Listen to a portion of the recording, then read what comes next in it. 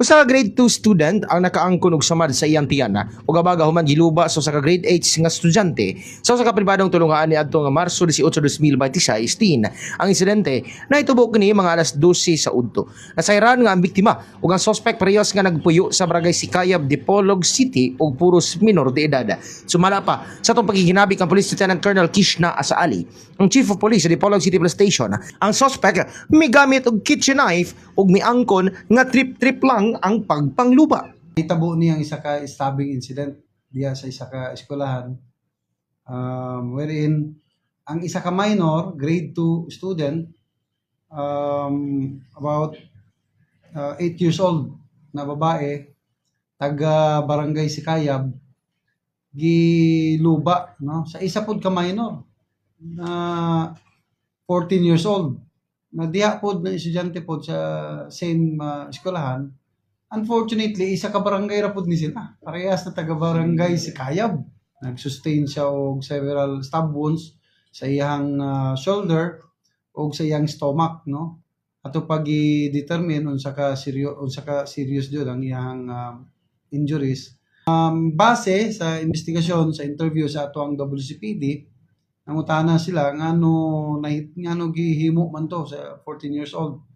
Ang ingon sa bata, trip lang daw, no. So kana nga to ang ginalantaw karon. Human sa insidente, ang suspect misulay pa sa pag-iskapo pa nadakpan sa mga concerned citizens o gi-turn over sa PNP. Nakuha na to while attempting na migawas dito sa same eskwelahan, no. Kauban ang isa ka faculty, ang ka-faculty sa ABC rapod, no. So gidala kini diri sa ato ang police station og ongoing ang investigation sa kaning bata sa suspect na to. Ang biktima anana karon sa balay Tambalanan ug anana sa luwas ang kahimtang. Mga kabrigada, anya kata karon diri sa tulungan kung asa nahitabo ang pagpangdunggab aron mukuha og interview apan mga kabrigada wala kita pasudla sa maong tulungan.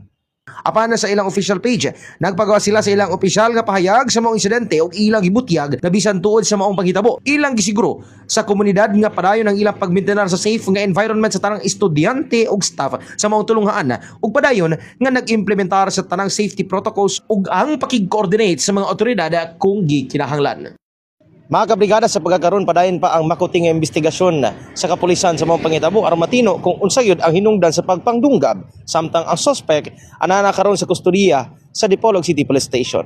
In the heart of changing lives, ako si Brigada JP Guerrero Okmeha sa 107.7 Brigada News FM Dipolog, the Music and News Authority.